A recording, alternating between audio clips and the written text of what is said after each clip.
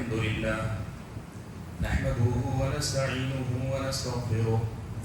ونعوذ بالله من شرور أنفسنا ومن سيئات أعمالنا من يهد الله فلا مضل له ومن يضلل فلا هادي له وأشهد أن لا إله إلا الله وحده لا شريك له وأشهد أن محمدا عبده ورسوله أرسله بالحق بشيرا ونذيرا أما بعد فأعوذ بالله من الشيطان الرجيم بسم الله الرحمن الرحيم يوم نقول لجهنم هل امتلأت وتقول هل من مزيد وأزلفت الجنة للمتقين غير بعيد هذا ما توعدون لكل أواب حفيظ من خشي الرحمن بالغيب وجاء بقلب منيب ادخلوها بسلام ذلك يوم الخلود لهم ما يشاءون فيها ولدينا مزيد وكم أهلكنا قبلهم من قوم هم أشد منهم بطشا فنقبوا في البلاد هل من محيص إن في ذلك لذكرى لمن كان له قلب أو ألقى السمع وهو شهيد ولقد خلقنا السماوات والأرض وما بينهما في 6 أيام وما مسنا من لغوب فاصبر على ما يقولون وسبح بحمد ربك قبل طلوع الشمس وقبل الغروب ومن الليل فسبحه وأدبار السجود واستمع يوم ينادي المناد من مكان قريب يوم يسمعون الصيحة بالحق ذلك يوم الخروج إنا نحن نحيي ونميت وإلينا المصير يوم تشقق الأرض عنهم سراعا ذلك حشر علينا يسير نحن أعلم بما يقولون وما أنت عليهم بجبار فذكر بالقرآن من يخاف وعيد وقال تبارك وتعالى أيضا قل يا عبادي الذين أسرفوا على أنفسهم لا تقنطوا من رحمة الله إن الله يغفر الذنوب جميعا إنه هو الغفور الرحيم بزرگان محترم ملت اسلامی کے نوجوانوں اور پردہ نشین خواتین اسلام اللہ رب الجلال ہم سب کا تنہا خالق تنہا مالک اور ہم سبھی کا تنہا معبود برحق ہر قسم کی تعریف و توصیف ہر طرح کی حمد و ثنا اور میری اور آپ سبھی حضرات اور خواتین کی ہر ایک عبادت ہماری اور آپ کی ہر ایک ریاضت اور بندگی کا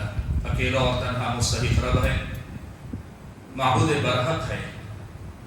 جس کی بندگی میری اور آپ کی زندگی کا مقصد ہے اور جس کی بندگی میں ہماری زندگی کا گزرنا ہمارا سب سے بڑا کمال سب سے بڑا کارنامہ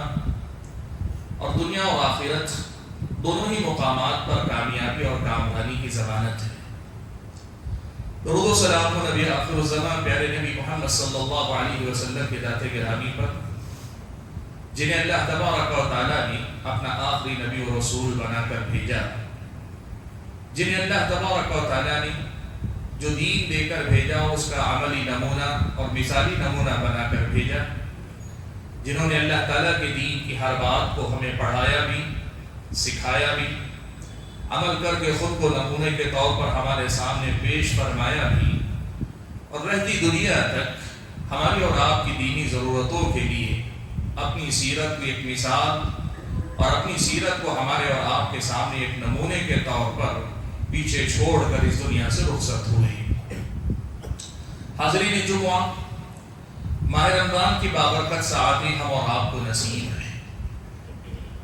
ابھی ہم نے ماہ رمضان شروع ہی کیا تھا اور آج دیکھیے تقریباً آدھا رمضان لگ بھگ ہمارا اور آپ کا گزر چکا ہے ہمارے اور آپ کے لیے یہ جو گھڑیاں اللہ تبارک و تعالیٰ نے نصیب فرمائی ہیں یہ ہماری سعادت مندی یہ ہماری اور آپ کی خوش قسمتی، یہ اللہ تبارک و تعالیٰ کا انعام ہے کہ اللہ تعالیٰ نے ہم اور آپ کو یہ گھڑیاں نصیب فرمائی۔ یہ جب آتی ہیں تو لگتا ہے کہ ایک پورا مہینہ ہمارے سامنے ہے، لیکن جب یہ گزر جاتی ہیں تو واقعی معنوں میں لگتا ہے کہ قرآن میں اللہ نے کہا ایاما معدودات، یہ گنے چنے چند دن ہیں، گزرنے کے بعد لگتا ہے کہ واقعی یہ صرف چند دن تھے۔ آپ ابھی پیچھے پلٹ کر دیکھ لیجئے کہ واقعی معنوں میں 12-13 دن میرے اور آپ کے رمضان کے گزر چکے ہیں، کیا محسوس نہیں ہوتا ہے؟ ایسی صورت میں ہماری اور آپ کی بہت بڑی ذمہ داری بنتی ہے کہ یہ ہاتھ سے پھسلتی ہوئی ریت کے مانند ہے، جیسے زندگی آدمی کی دم بدم ختم ہوتی جا رہی ہے، ماہ رمضان بھی اسی طرح قدم بقدم ہم سے چھوٹتا جا رہا ہے۔ دوسرے الفاظ میں اللہ کی رضا اور خوشنودی کو پانے کے یہ جو بابرکت ایام اللہ تعالیٰ نے مجھ کو اور آپ کو نصیب فرمائے ہیں، یہ ہمارے اور آپ پر سے بڑی تیزی سے گزرتے چلے جا رہے ہیں، یہ ہم اور آپ کی ایام سے بڑی تیزی سے گزرتے چلے جا رہے ہیں۔ دیکھنا یہ ہے کہ ہم اور آپ کے واقعی معنوں میں اس رمضان کا جو مقصد تھا، اس رمضان سے اللہ تعالیٰ نے جو فوائد ہمارے اور آپ کے وابستہ رکھے ہیں، ہم ان مقاصد کو حاصل کرنے میں کامیاب ہو پا رہے ہیں کہ نہیں ہو پا رہے ہیں؟ کیا ماہ رمضان سے ہم اور آپ واقعی معنوں میں ویسے فائدہ اٹھا پا رہے ہیں جیسے ہم اور آپ کو فائدہ اٹھانا چاہیے؟ یہ سعادت، یہ بابرکت مہینہ اللہ تعالیٰ نے بہت سارے ایسے لوگوں کو نہیں نصیب فرمایا جو پچھلے رمضان میں تھے، آج ہمارے درمیان نہیں۔ اور یہ بھی یہ سچائی ہے کہ اگلا رمضان جب آئے گا ہم میں سے بہت سارے ہوں گے جن کو یہ گھڑیاں پھر دوبارہ زندگی میں نصیب نہیں ہوں گی۔ تو کیوں نہ ایسا کچھ سوچا جائے کہ اس مہینے میں ہم اور آپ اللہ تبارک و تعالیٰ کو راضی کرنے، اس کی خوشنودی کو حاصل کرنے، اس کی نعمتوں سے مالا مال ہو جانے، اس کی رحمتوں اور برکتوں کو سمیٹنے میں کسی قسم کی کوتاہی کرنے والوں میں ہم نہ ہو پائیں۔ ہم اپنے آپ کو غافل لوگوں میں نہ رکھیں جنہوں نے اس مہینے کے اندر بھی اللہ تعالیٰ کی رحمتوں کو سمیٹنے میں غفلت برتی۔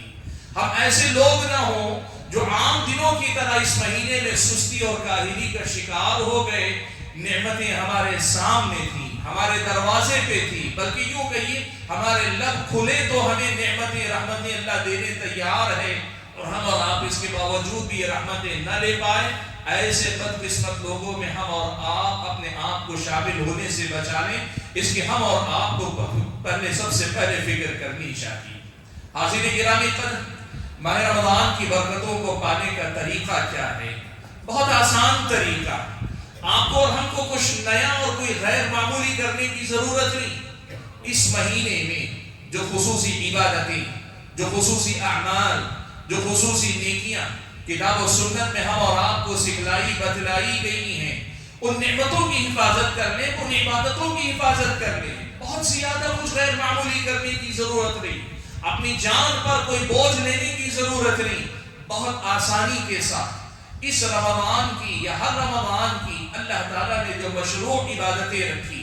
جو مصنوع عبادتیں اللہ تعالیٰ نے اسلامی شریعت میں ہم اور آپ کو بتائی ہیں، ان عبادتوں کی پابندی کر لیں کہ ان کی پابندی ہی سے ہم اور آپ اپنے مقصد کو کامیابی سے ہمکنار کر لیں گے۔ ہم اپنے مقصد کو پالیں گے اگر رمضان کو اس کے مقاصد سے جوڑ کر دیکھ لیں۔ اس مہینے کی عبادتوں کا مختصر پہلے تذکرہ کر لوں۔ سب سے پہلے تو اس مہینے کے روزے رکھنے، ہر مستقل انسان کو روزہ رکھنا ہے۔ ماہ رمضان کی پہلی عبادت روزہ ہے، جو کہ اسلام کا ایک فرض رکن اسلام ہے۔ ہر مسلمان جو مستطیع ہے اسے یہ روزہ رکھنا چاہیے۔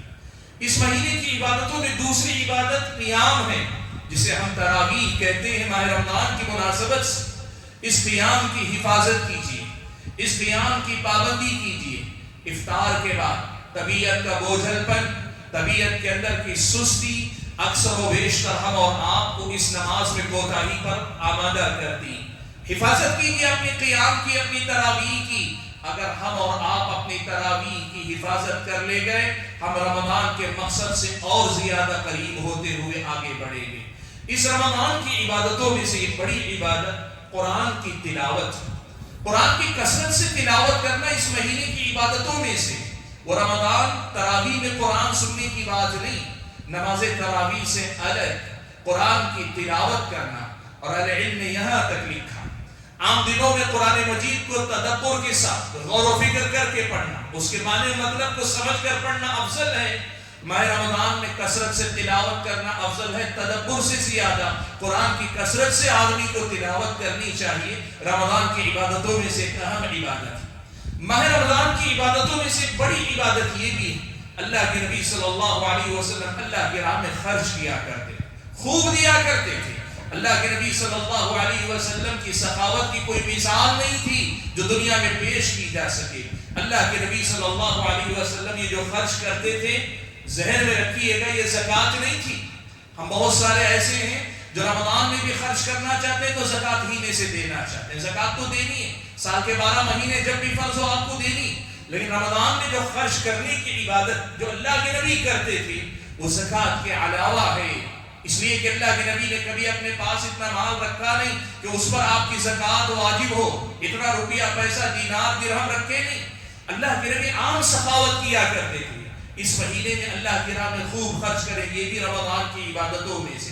اس مہینے کی عبادتوں میں سے۔ اگر اللہ تعالیٰ توفیق دیتا، ذمہ داریاں کم ہیں یا نہیں ہیں اور اللہ نے استطاعت دی ہے تو ماہ رمضان میں عمرہ کیجیے، اس مہینے کی بہت بڑی عبادت ہے۔ نبی علیہ السلام نے فرمایا رمضان میں عمرہ کرنا ایک حج کا ثواب آپ کو اور مجھ کو دے جاتا ہے۔ اس مہینے کی عبادتوں میں سے ایک اہم عبادت ہے آخری عشرے کی راتوں میں خوب عبادت کرنا، آخری عشرے میں بھرپور اللہ تعالیٰ کی عبادت کرنا۔ نبی علیہ السلام کا طریقہ تھا اذا دخل العشر شد مئزرہ، اللہ کے نبی صلی اللہ علیہ وسلم جب آخری عشرے میں داخل ہوتے یا آخری عشرہ رمضان کا شروع ہو جاتا، آپ صلی اللہ علیہ وسلم کمر کس لیتے، بھرپور عبادت کیا کرتے تھے۔ اس رمضان کی عبادتوں میں سے یہ خاص عبادت ہے آخری عشرے میں عبادت کے ساتھ شب قدر تلاش کرنے کی کوشش کرنا، لیلۃ القدر کو پانے کی کوشش کرنا، اور اس میں اللہم انک عفو تحب العفو فاعف عنی،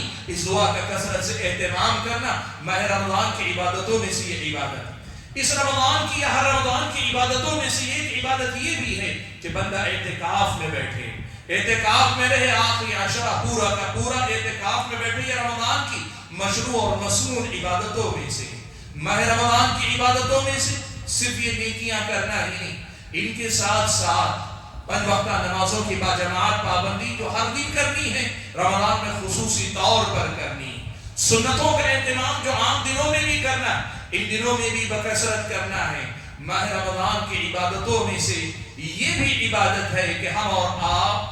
جہاں یہ ساری نیکیاں کرتے ہیں وہیں اس بات کا بھی خیال رکھیں کہ گناہوں سے بچے رہیں۔ نبی علیہ السلام نے روزے دار جھوٹ بولنے سے روکا، اللہ کے نبی صلی اللہ علیہ وسلم نے روزے دار کو جھگڑا کرنے سے روکا، نبی علیہ السلام نے روزے دار کو فحش گوئی بد کلامی سے اللہ کے نبی صلی اللہ علیہ وسلم نے روکا۔ آدمی کو چاہیے کہ اپنے آپ کو گناہوں سے بھی روکے رکھے۔ دین میں ہمیشہ یہ دونوں پہلو ساتھ میں چلتے ہیں، نیکیاں کرنی ہے، گناہوں سے رکنا ہے، اچھائیوں میں آگے بڑھنا ہے، برائیوں میں پیچھے ہٹنا ہے۔ یا باغی الخیر اقبل، اے نیکیوں کے خیر کے چاہنے والے آگے بڑھ کر آ، وَيَا بَاغِيَ الشَّرِّ أَقْصِرْ، اے برائیوں کی تلاش میں جینے والے اب تو کم از کم باز آ جا۔ یہ نیکیوں میں آگے بڑھنا اور برائیوں میں پیچھے ہٹنا، یہ اس رمضان کی یا ہر رمضان کی خصوصی عبادتوں میں ہمارے اور آپ کے پاس ہونا چاہیے۔ حاضرین گرامی قدر،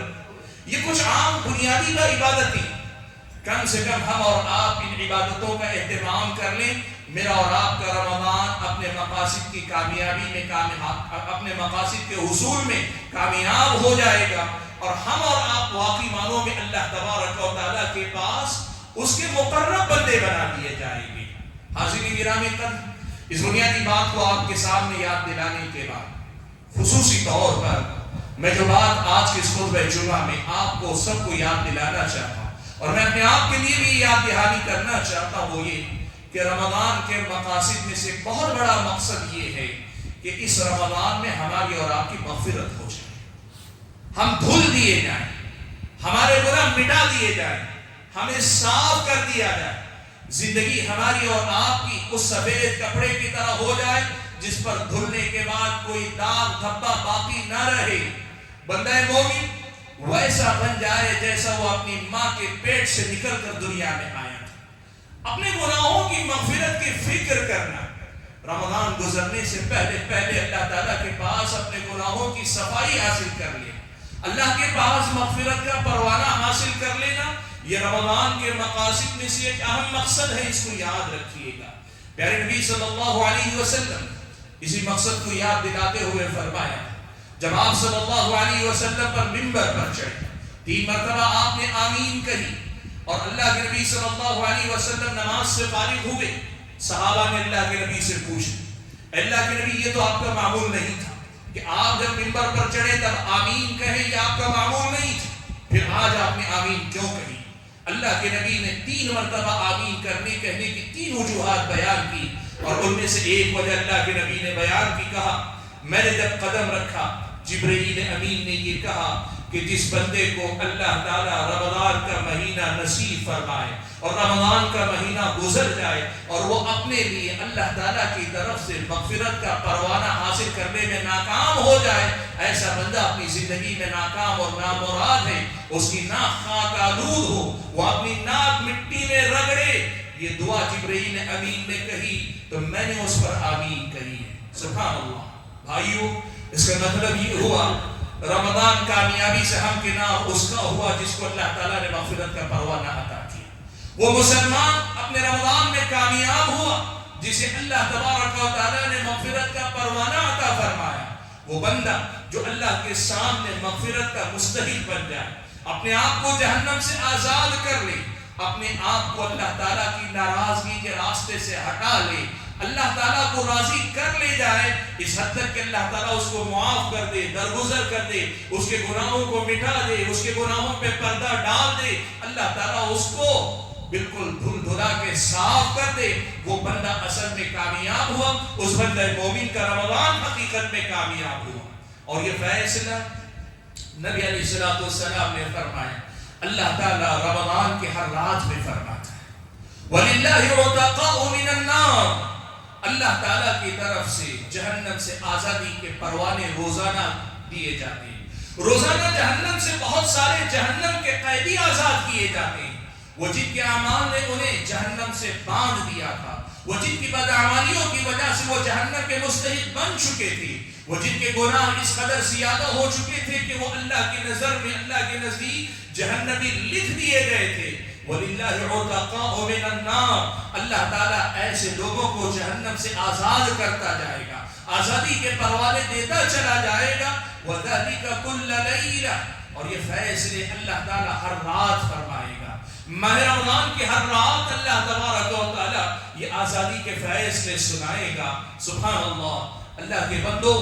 سوچو، اس مہینے کی 29 یا 30 راتیں، یہ 29 یا 30 موقع ہیں کہ ہم اور آپ اپنے آپ کو خوش قسمت لوگوں میں شامل کریں،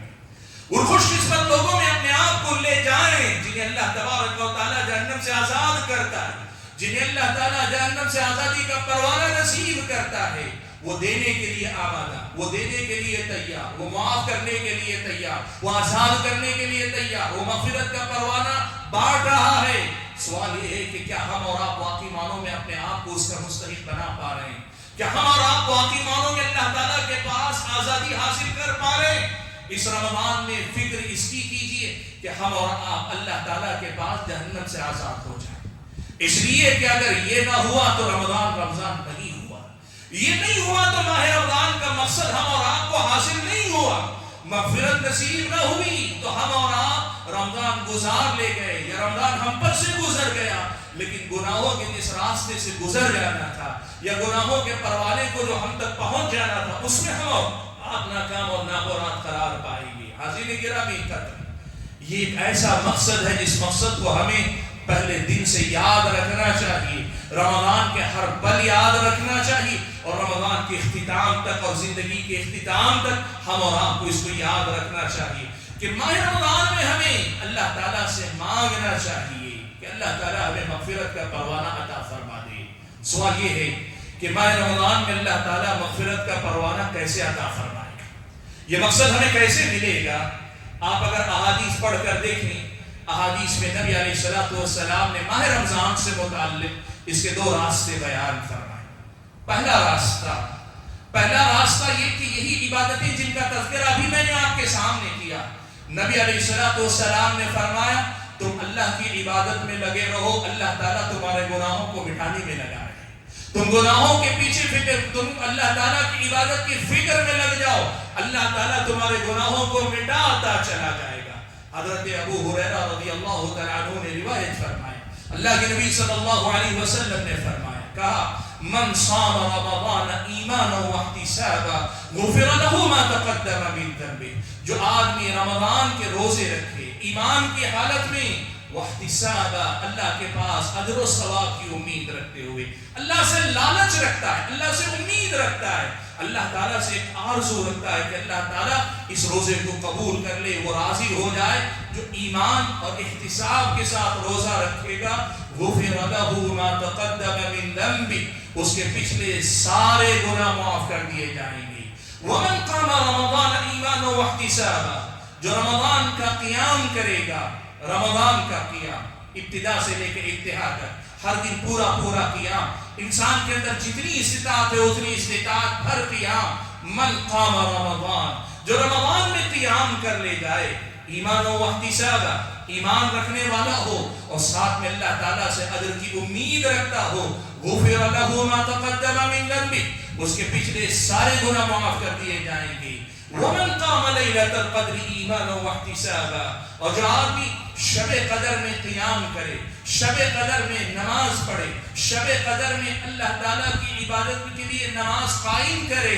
غفر ایمان و احتسابا، ایمان رکھتے ہوئے اور اللہ تعالیٰ کے پاس اجر و ثواب کی امید رکھتے ہوئے، غفر له ما تقدم من ذنبه، اس کے پچھلے سارے گناہ معاف کر دیے جائیں گے۔ سبحان اللہ، روزہ مغفرت کا پروانہ، قیام مغفرت کا پروانہ، شب قدر کی عبادت مغفرت کا پروانہ، اور پنج وقتہ نماز باجماعت بھی مغفرت کا پروانہ ہے۔ نبی علیہ السلام نے مثال دے کر بیان فرمایا کہ وہ بندہ، جو آدمی جس کے گھر کے سامنے، اللہ کے نبی نے کہا ذرا یہ بتاؤ کسی کے گھر کے سامنے نہر بہتی ہو، روزانہ اس نہر میں 5 مرتبہ غسل کرتا ہو، کیا اس کے جسم پہ کوئی میل کچیل باقی رہے گا؟ صحابہ نے کہا اللہ کے نبی نہیں، کوئی میل کچیل باقی نہیں رہا، دن میں 5 مرتبہ غسل کرنے والا، نہانے والا۔ اللہ کے نبی نے کہا وَذَلِكَ مَثَلُ الصَّلَوَاتِ الْخَمْسِ، یہ سمجھ لو کہ دن میں 5 مرتبہ نماز پڑھنے والے نمازی کی بھی یہی مثال ہے کہ اس کی نماز اس کے گناہوں کو ویسے ہی دھل دیتی ہے جیسے پنج وقت 5 مرتبہ نہانے والے کا نہانا اسے میل کچیل سے پاک کر دیتا ہے۔ اللہ کے بندو، ہماری ہر نیکی جہاں مجھ کو اور آپ کو ایک درجہ اوپر اٹھاتی ہے، وہی میرے اور آپ کے گناہوں کا کفارہ بنا دی جاتی ہے۔ حاضرین گرامی قدر، پہلا راستہ یہ جو مغفرت، جو رمضان کے مقاصد میں سے ایک اہم مقصد ہے، یہ جو مغفرت کا حصول میری اور آپ کی زندگی کا مقصد ہے اور اس رمضان کا خصوصی مقصد ہے، اس کے حصول کا سب سے پہلا راستہ یہ ہے کہ اس ماہ کی جتنی عبادتیں ہیں اتنے اہتمام سے کرو، اتنی لگن سے کرو، اتنی توجہ سے کرو، اتنی یکسوئی سے کرو، اور اپنے نفس کے ساتھ مجاہدہ کر کے کرو، اپنے نفس سے لڑ کے کرو، تھوڑی بہت مشقت کے ساتھ کرو، لیکن کرو،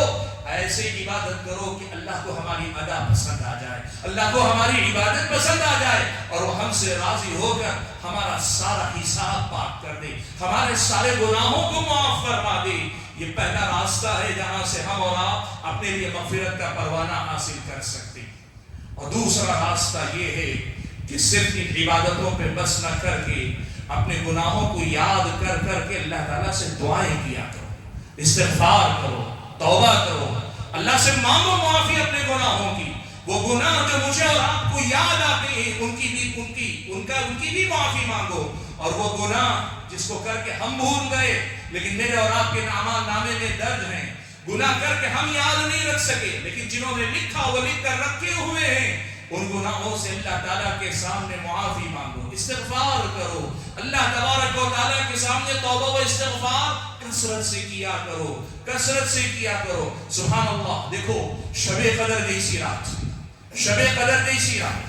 خیر من الف شہر، 1000 مہینوں سے زیادہ بہتر ہے۔ میں عائشہ نے اللہ کے نبی سے پوچھا، اے اللہ کے نبی، یہ جو رات ہے شب قدر، اگر مجھے یہ رات مل جائے تو میں کیا خاص دعا کروں، میں کیا خاص اللہ تعالیٰ سے مانگوں؟ نبی علیہ السلام نے کوئی لمبی چوڑی دعا نہیں سکھلائی، ایک دعا سکھلائی، مختصر دعا سکھلائی، لیکن جامع دعا اللہ کے نبی نے سکھلائی. کہا یہ دعا کرو، اللہم انک عفو تحب العفو فاعف عنی. اے اللہ تعالیٰ تو العفو ہے، معاف کرنے والا ہے، تجھے معاف کرنا پسند ہے، فاعف عنی مجھے معاف کر دے. آپ ذرا سوچو، اللہ سے استغفار، اللہ سے توبہ، اللہ سے معافی مانگنا، اللہ کے سامنے اپنی صفائی طلب کرنا، کہنا اللہ مجھے پاک کر دے. یہ کتنی بڑی عبادت ہوگی، یہ کتنی بڑی نیکی ہوگی، یہ کتنا اہم معاملہ ہوگا کہ شب قدر میں ماں عائشہ نے خصوصی طور پہ پوچھا کہ اس رات کی خاص کیا دعا ہو. اللہ کے نبی نے ایک دعا سکھائی تو وہ معافی طلب کرنے کی دعا سکھائی. اس لیے بھائیو، اس رمضان میں کثرت سے اپنے لیے توبہ و استغفار کیا. اللہ تبارک و تعالیٰ سے مانگو. گناہ میرے اور آپ کے بہت زیادہ ہے، اور یقیناً بہت زیادہ، لیکن چاہے جتنے گناہ ہو جائیں،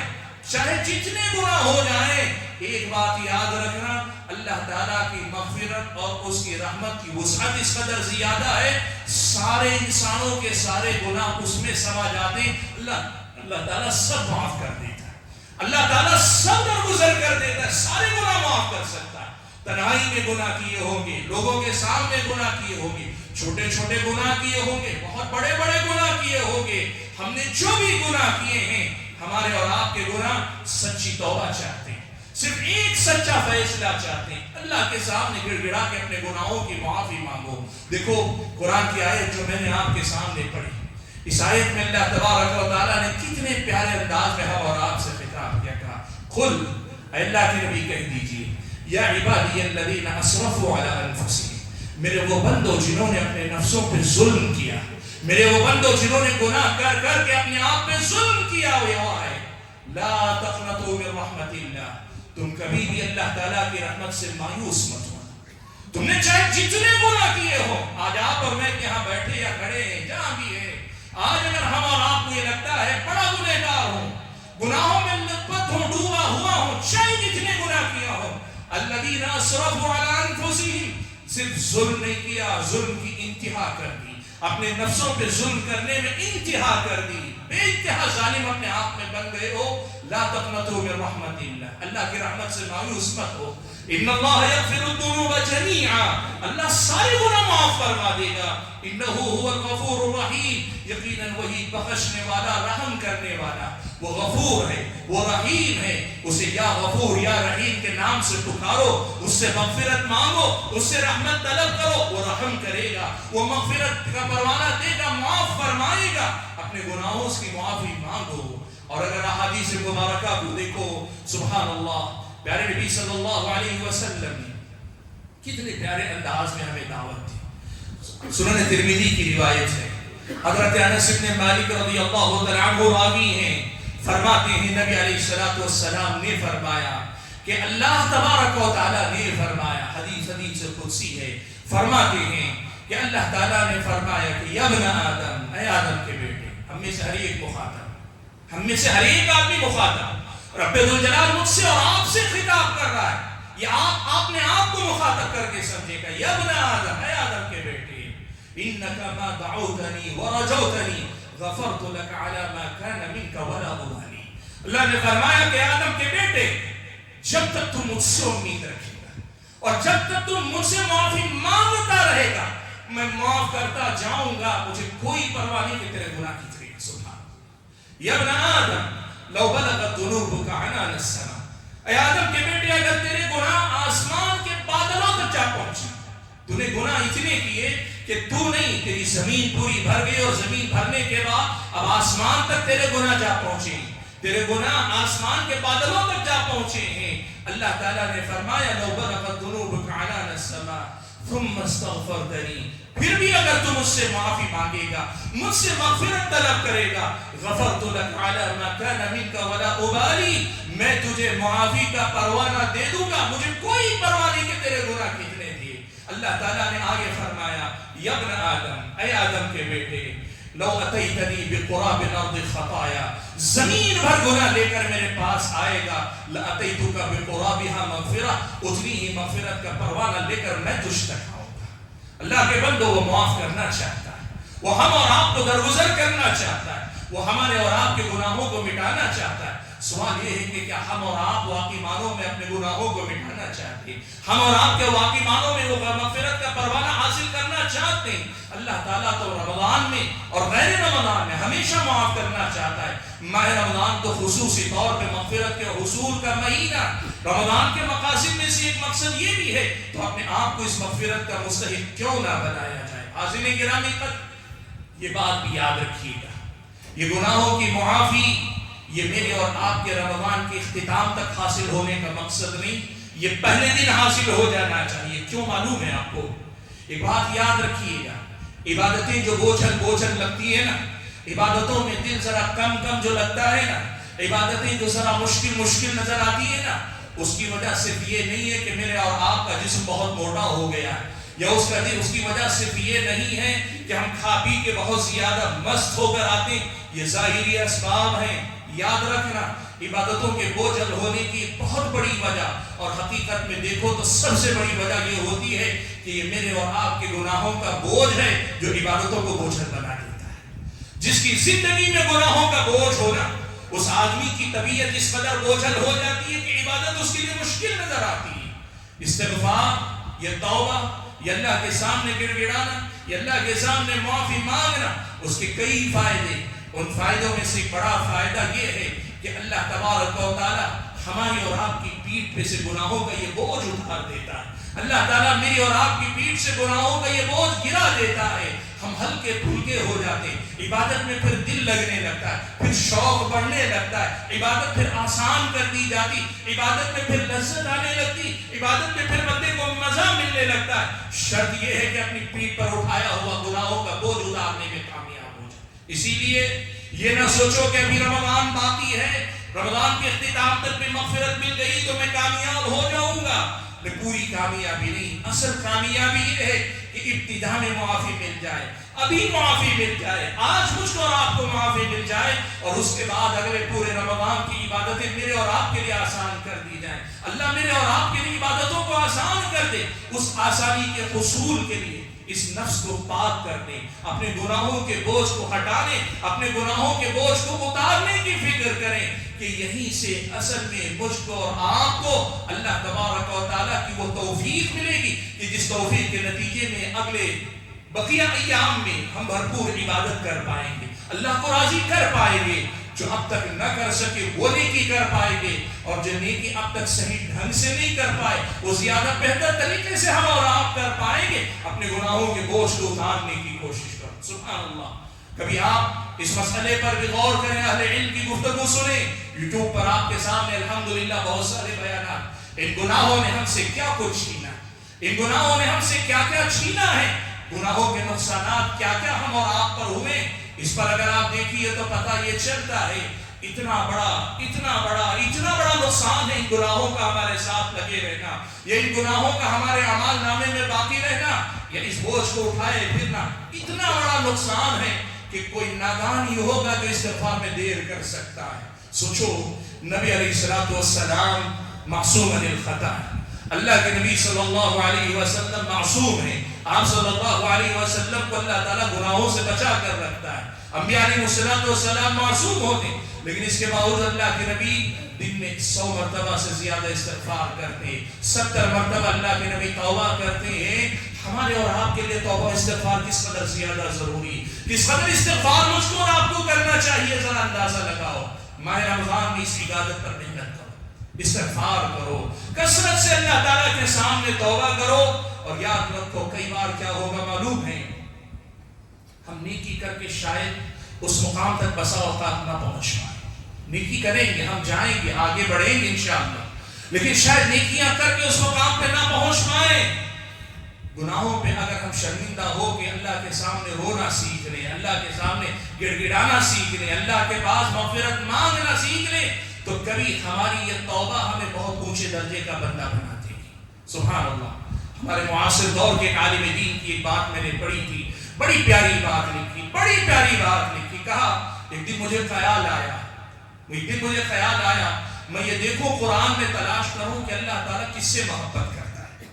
اللہ کی محبت کا نصیب ہونا بہت بڑا مقام ہے کہ اللہ کسی سے محبت کرنے لگ جائے۔ کہا مجھے خیال آیا میں دیکھوں کہ اللہ تعالیٰ قرآن میں دیکھوں قرآن پڑھ کے اللہ کس سے محبت کرتا ہے. کہا میں قرآن کی آیتیں پڑھتا جاتا, کہیں اللہ نے لکھا, کہیں اللہ تعالیٰ نے کہا ہے ان اللہ یحب المحسنین, اللہ محسنین کو پسند کرتے ہیں. محسن کہتے ہیں وہ آدمی جو ہر کام, ہر نیکی, ہر اچھائی پرفیکشن کے ساتھ کرے, ایک دم مکمل کرے, ذرا برابر کمی نہ ہو. مجھے مایوسی ہوئی, کہا میں کہاں, میرے عمل کہاں, میں اتنا بڑا نیک آدمی کہاں ہو سکتا. میں نے آیت پڑھی تو قرآن میں اللہ تعالیٰ نے یہ آیت نازل کی ان اللہ یحب المتقین, اللہ تعالیٰ متقی بندوں سے محبت کرتا ہے. میں نے سوچا میں کہاں متقی بندہ, تقویٰ تو یہ ہے کہ زندگی میں گناہ نہ ہو اور نیکیاں پوری کی پوری ہیں, یہ تقوی کا کمال ہے. میں کہاں سے متقی بندہ ہو سکتا ہوں, اللہ کی محبت مجھے کہاں سے مل سکتی. کہا میں نے پڑھی آیت نازل کی اللہ تعالیٰ نے ان اللہ یحب الصابرین, اللہ تعالیٰ صبر کرنے والوں کو پسند کرتا ہے. میں نے دیکھا میری زندگی میں صبر بھی نہیں, نہ نیکیوں پہ جم کے رہ سکتا ہوں, نہ گناہوں سے اپنے آپ کو روکنے میں صبر کر سکتا ہوں, اور نہ ہی زندگی کی آزمائشوں پہ کما حق ہو صبر کر سکتا ہوں. مجھے لگا کہ صبر بھی مجھ سے نہیں ہوتا. میں ایسے ہی پڑھتا جا رہا تھا اور سوچتا جا رہا تھا آخر کیا میرے لیے بھی کوئی ایسا مقام ہے جہاں سے اللہ تعالیٰ مجھ سے محبت کرے. کہتے ہیں پڑھتے پڑھتے میری نظر قرآن کی اس آیت پر بھی پڑی. اللہ نے فرمایا ان اللہ یحب التوابین, اللہ تعالیٰ توبہ کرنے والوں سے بھی محبت کرتا ہے. سبحان اللہ. بھائیو یہ کیسی سعادت مندی ہے کہ ہم اپنے گناہوں کو بھی اللہ کی محبت کا ذریعہ بنا سکتے ہیں. ہم نے جو بھی گناہ کیے,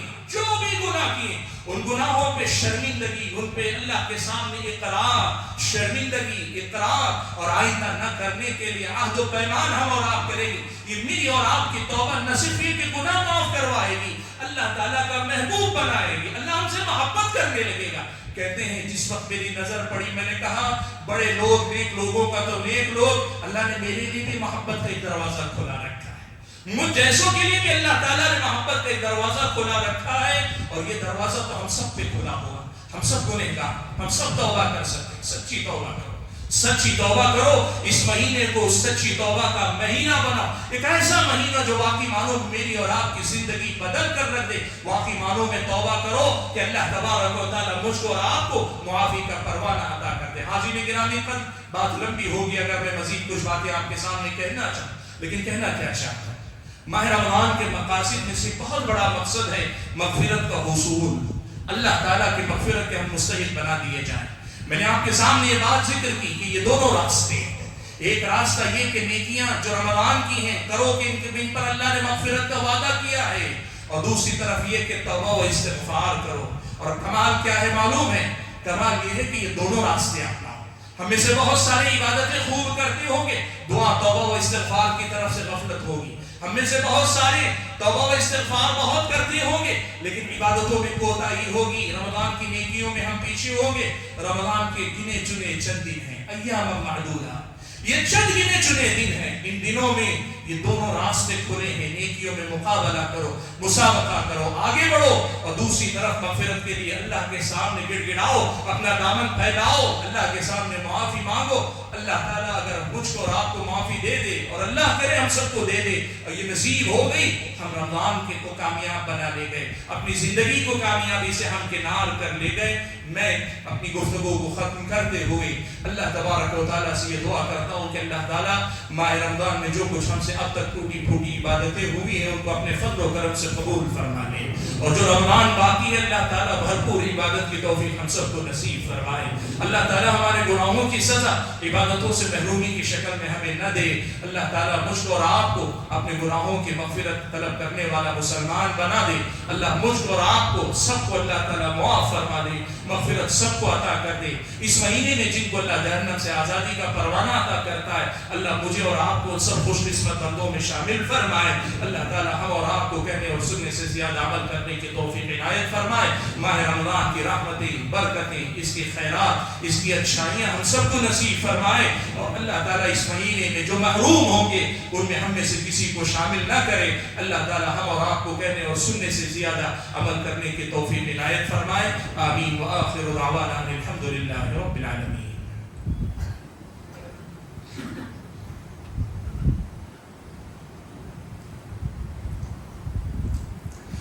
الحمد لله نحمده ونستعينه ونستغفره ونعوذ بالله من شرور أنفسنا ومن سيئات أعمالنا من يهد الله فلا مضل له ومن يضلل فلا هادي له وأشهد أن لا إله إلا الله وحده لا شريك له وأشهد أن محمدا عبده ورسوله أرسله بالحق بشيرا ونذيرا أما بعد فإن خير الحديث كتاب الله وخير الهدي هدي محمد صلى الله عليه وسلم وشر الأمور محدثاتها وكل محدثة بدعة وكل بدعة ضلالة وكل ضلالة في النار.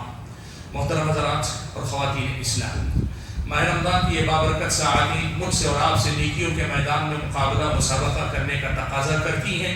لہذا ہم اور آپ کسی بھی نیکی کو معمولی نہ سمجھیں. اللہ نے جو دیا ہے ہر نیکی کو اپنی استطاعت بھر کرنے کی کوشش کی، بالخصوص اللہ تعالیٰ کی راہ میں خرچ کرنے سے پیچھے نہ ہٹیں. اور اسی مناسبت سے میں یہ بات آپ کے سامنے ذکر کرنا چاہوں گا کہ الحمدللہ تقریباً 6 ماہ پہلے اس مسجد کی توسیع کے سلسلے میں زمین کی خریدی کے لیے آپ سے اپیل کی گئی تھی. آپ حضرات و خواتین نے بڑھ چڑھ کر حصہ لیا اور آج آپ کو یہ خوشخبری دیتے ہوئے مجھے بھی خوشی ہے، ذمہ داران کو بھی، کہ الحمدللہ اس مقصد کے حصول میں اللہ تعالیٰ نے کامیابی عطا فرما دی. 6 ماہ کے عرصے میں تقریباً 7 کروڑ روپے کے لگ بھگ کا جو پورا خرچ تھا، معاملہ تھا، اللہ تعالیٰ نے پورا کروایا. اور بالخصوص اس میں آپ اسی مسجد کے احباب اور خواتین کا بڑا حصہ، میں نے اندازہ پوچھا تو بتایا تقریباً 80% حصہ اسی مسجد کے مصلی مرد و خواتین نے الحمدللہ لیا ہے. میری یہ دعا ہے رمضان المبارک کی اس گھڑی پر، رمضان المبارک کے اس مہینے میں منبر پر کھڑے ہو کر میں یہ دعا کر رہا ہوں کہ اللہ تعالیٰ آپ سب لوگوں کے دیے ہوئے مال کو قبول فرما لے، آپ سب کے لیے اللہ تعالیٰ مغفرت کا پروانہ بنا دے، اور جو نہیں دے سکے ہیں لیکن دینے کی خواہش رکھتے تھے اللہ تعالیٰ ان کو بھی اجر و ثواب سے نواز دے، اور اس کے ساتھ دین کی راہ میں خیر و برکت کے میدان میں ہمیشہ ہم اور آپ کو آگے بڑھنے کے اللہ تعالیٰ توفیق عطا فرمائے. اللہ تعالیٰ ہم اور آپ کو نیکیوں میں آگے بڑھنے والا، برائیوں میں پیچھے ہٹنے والا بنا دے. آمین. وآخر دعوانا ان الحمدللہ رب العالمین. اعوذ باللہ من الشیطان الرجیم. ان اللہ یأمر بالعدل والإحسان وإیتاء ذی القربى وینہی عن الفحشاء والمنکر والبغی یعظکم لعلکم تذکرون. اذکروا اللہ یذکرکم وادعوہ یستجب لکم ولذکر اللہ اکبر واللہ یعلم ما تصنعون.